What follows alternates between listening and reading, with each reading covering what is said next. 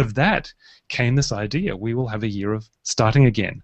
A resurrection year is just a year of starting again after something in your life has died, particularly a long-held broken dream.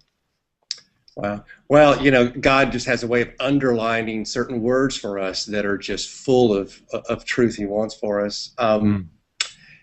From that point on, your book, it reads somewhat like a travelogue. You have these beautifully poetic descriptions of the places you visited in Europe and in Italy and Switzerland and others, and it seems like there's this outward aesthetic experience that you and Merryn are living through that's very healing and nurturing, and then concurrent with that, there's this inner dialogue of these questions, these very basic questions you have about your relationship with God and the meaning of your lives and the way He intervenes. Talk to me a little bit about the necessity of that kind of time and space and activity that helped you heal together. Yeah, so important. If you are going to go through something like what we've gone through, and for many people who are reading Resurrection Year, they're telling me that their broken dream is completely different, but at an emotional level, at a spiritual level, it's actually exactly the same. You still have the feelings of grief, you've still got the feelings of jealousy often when somebody else gets what you have wanted so long for and you don't get. If you go through a period of time like that, particularly over a long haul, you will have to deal with it. You will either have to deal with it or you will have to completely ignore it. And if you completely ignore it, you and I both know it'll just suppress, it'll be down there, and one day it'll explode. So you have to deal with it. So yes, we jumped in the plane, and Merryn had gotten herself a job at Oxford University, and on the way we went to Italy and to Switzerland and a few places that you've mentioned there. Our time in Switzerland was quite key. Some of our viewers will know of a retreat centre, a well-known one, that was started by the Schaeffers, Francis Schaeffer, called L'Abri. It means the shelter in French, and basically was just a lounge room opened up for university students back in the 50s to come and talk about existentialism and all sorts of things. Well, you know, that continues today and attracts people from around the world. And we went there for just a short period of time to specifically wrestle with some of those big questions about God and suffering. Why did God say no to us? In fact, why did God stay silent to us? I can tell you, Brad, there were times where we had such clear direction in our lives on other matters. And there were moments where, you know, the heavens opened and God was speaking directly to us. And you say, okay, well, I've got your attention now. Can I ask about this family thing? And there'd be complete silence again. For some reason, God had just chosen for 10 years to stay silent to us about this particular issue. And that was difficult. Why?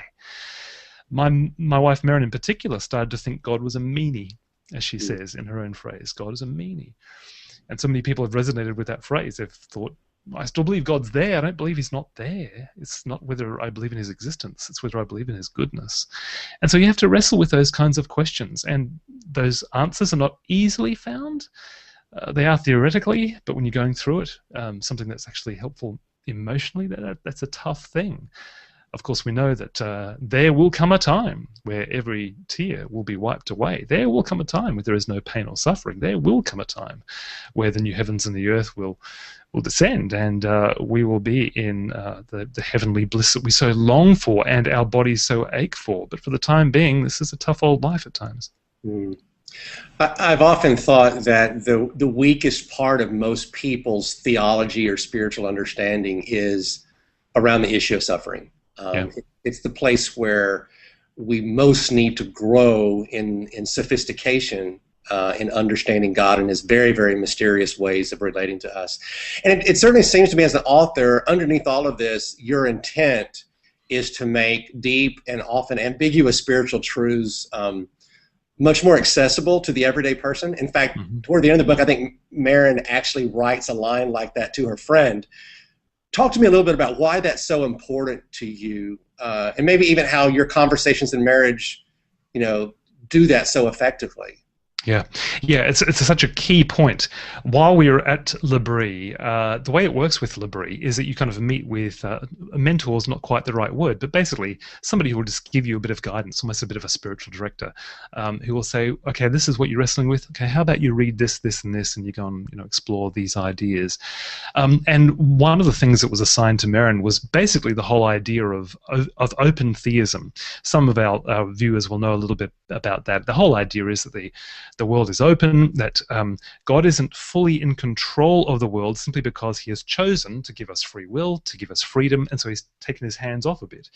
And on the one hand, it actually helps with the whole idea of God and suffering, because it says, well, actually, that is not necessarily God's will that we suffer. It could be a demonic influence. It could be our own poor choices. It could be the poor choices of somebody else, and God has actually left a certain degree of room there.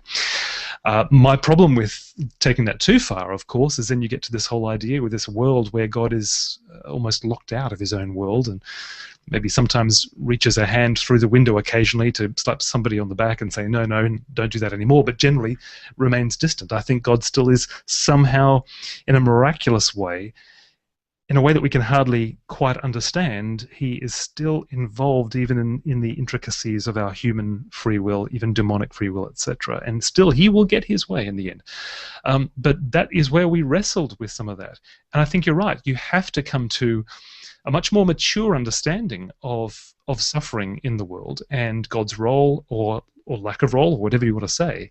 Otherwise, we'll come down to some very simplistic answers. Either I'm suffering because God has specifically willed it, and that's where you start to question God's goodness, because why would he specifically bring this kind of thing into our lives?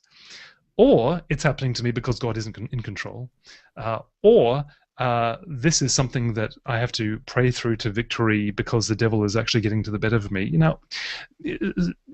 Sections of the church, I guess, focus on one of those 3 or 4 different responses, and I think we need to have a much more mature approach that recognizes this is a huge issue. We'll probably never fully solve it, but what we are called to do as people of faith is to walk faithfully with God through it.